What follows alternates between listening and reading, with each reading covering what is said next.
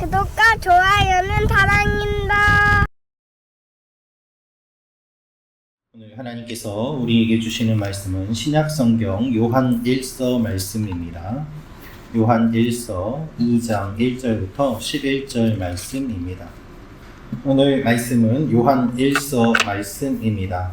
요한 1서 말씀을 통해서 하나님이 오늘 우리에게 알려주시는 몇 가지 내용이 있습니다. 첫째로 예수님이 우리의 화목제물이 되십니다. 예수님이 우리의 화목제물이 되십니다. 1절, 2절 말씀 같이 읽도록 하겠습니다. 시작. 나의 자녀들아, 내가 이것을 너희에게 쓰면 너희로 죄를 범하지 않게 하려 함이라. 만일 누가 죄를 범하여도 아버지 앞에서 우리에게 대언자가 있으니 곧 의로우신 예수 그리스도시라.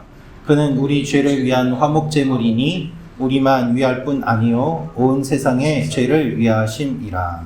아멘. 1절 말씀을 보면 예수님께서 우리의 대언자가 되신다라고 되어 있습니다.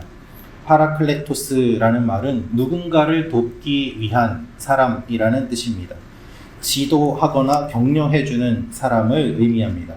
성경 전체에서 요한복음과 오직 이 구절에만 등장을 하는데, 요한복음에서는 이 파라클레토스를 성령으로 이야기하는 것과 대조하여서 오늘 말씀은 똑같은 파라클레토스를 예수님으로 표현하는 것을 우리가 볼 수 있습니다. 약간의 그 차이가 있습니다만 성령님도 예수님도 우리를 돕는 분으로서 우리의 대언자가 되심을 요한은 계속해서 이야기하고 있습니다. 이 예수님이 우리의 화목제물이 되신다라고 설명하는데요. 이 화목제물은 하나님의 진노를 가라앉히는 제물이라는 뜻으로 성경에서는 요한복음에서만 사용된 매우 독특한 말입니다. 오늘 말씀은 무엇을 이야기합니까? 하나님은 우리가 죄를 짓지 않기를 원하십니다. 그러나 우리가 살면서 죄를 지을 수밖에 없지 않습니까? 우리가 죄를 짓더라도 하나님께서 예수 그리스도를 주셨음으로 말미암아 우리의 죄가 용서받을 길을 열어주셨다라고 이렇게 말씀하고 있습니다. 이것이 하나님의 은혜요, 하나님이 우리에게 베풀어 주신 사랑입니다. 여러분, 우리가 신앙생활을 하면서 두려워하지 않고 담대하게 나아갈 수 있는 이유가 바로 이것입니다. 내가 죄 지을까 봐 날마다 두렵고 떨림으로 아무것도 못한 채 그 자리에 주저앉아 있는 것이 아니라, 때로는 넘어질 수 있지만 그럼에도 불구하고 하나님이 우리의 죄를 용서해 주시는 예수 그리스도를 보내어 주심으로 말미암아 우리가 죄를 짓더라도 우리가 이 죄에 머물러 있지 않고 다시 일어날 수 있게 하셨다라는 이 믿음과 확신을 가지고 걸어갈 수 있음을 요한은 우리에게 알려주고 있는 것입니다. 그래서 하나님이 우리에게 예수님을 주신 이유를 묵상하면 묵상할수록 우리는 깊은 은혜를 경험하게 됩니다. 이것을 생각하며 하나님 앞에 나아가는 여러분과 제가 되기를 원합니다. 오늘도 내가 넘어질 수 있습니다. 잘못할 수 있습니다. 실수할 수 있습니다. 그러나 그것으로 끝이 아니라 다시 한번 하나님 앞에 나아갈 수 있도록 주님은 그 모든 것까지도 알고 예비해 주십니다. 이것이 주님의 은혜인 것이죠. 두 번째로 알 수 있는 것은 하나님의 말씀을 지키면 사랑 안에 온전하게 됩니다. 하나님의 말씀을 지키면 사랑 안에 온전하게 됩니다. 우리 5절 말씀 같이 읽겠습니다. 시작. 누구든지 그의 말씀을 지키는 자는 하나님의 사랑이 참으로 그 속에서 온전하게 되었나니 이로써 우리가 그의 안에 있는 줄을 아노라. 우리가 하나님을 믿는다는 것은 하나님과 관계를 맺는다는 뜻입니다. 하나님을 안다는 고백은 주님의 계명을 지키는 것으로 드러납니다. 요한은 신자들이 이미 알고 있는 율법을 이야기하고 있습니다. 복음적인 가르침을 제시하고 있습니다. 순종을 통해서 하나님의 사랑이 그 안에서 이루어진다고 이야기합니다. 하나님을 사랑하는데 어떻게 하나님의 말씀을 지키지 않을 수 있겠습니까?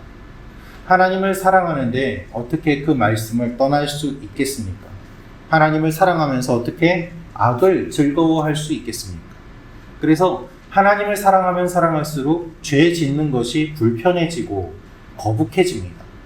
이전에는 죄 짓는 것이 우리의 본성이었고 그것이 당연하게 느껴졌지만 성령께서 함께 하시고 하나님과 가까워지면 가까워질수록 오히려 죄 짓는 것이 어색해지고 죄를 싫어하게 되고 사랑하고 싶은 마음이 우리 속에 계속해서 나오게 됩니다. 우리가 어떻게 살아야 되는가? 하나님은 십계명을 우리에게 알려주셨고 더 나아가서 하나님 사랑과 이웃 사랑이 이 모든 계명의 완성이라고 주님이 말씀해 주셨습니다. 억지로 율법을 지키는 것이 아니라 사랑에서 나오는 모든 것들, 우리가 하나님을 사랑하며 주님과 관계를 맺어가는 것, 그것이 믿음이라고 성경은 이야기하고 있습니다. 여러분, 우리가 이 새벽도 억지로 나온 것이 아니지 않습니까?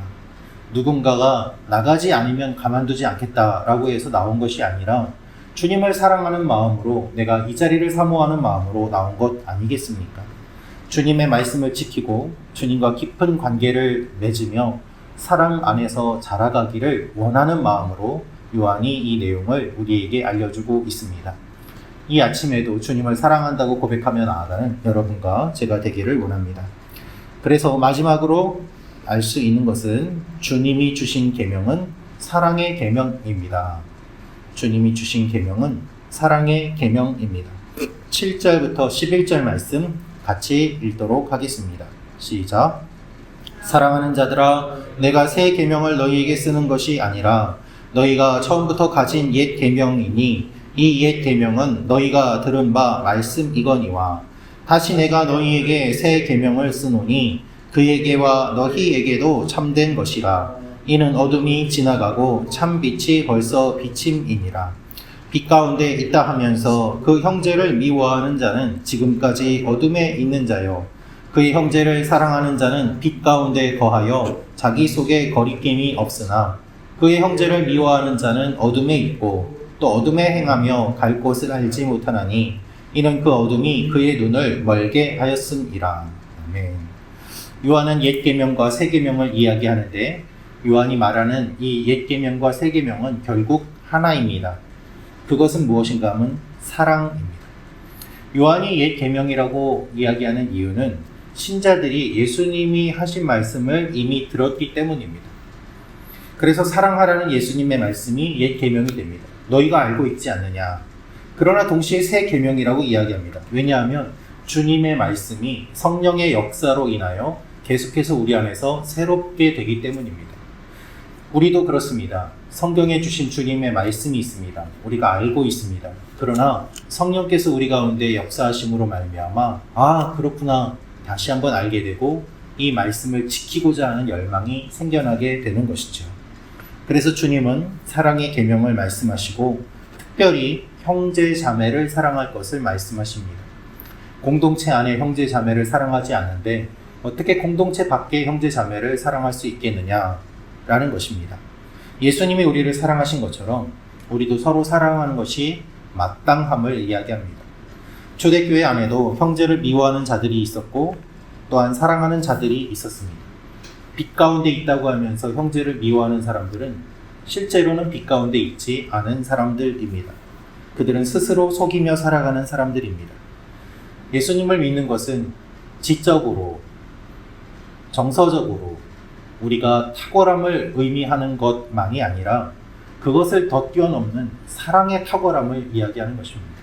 우리가 부족하더라도 서로 사랑하고 품고 안아줄 때 우리의 지적인 것들도 정서적인 것들도 계속해서 성장할 수 있게 되는 것이죠. 머리로만 신앙생활을 하고 있지는 않은지 스스로를 속이며 살고 있지는 않은지 오늘 말씀을 묵상하며 하나님 앞에 나아가는 여러분과 제가 되기를 소망합니다. 기도하겠습니다.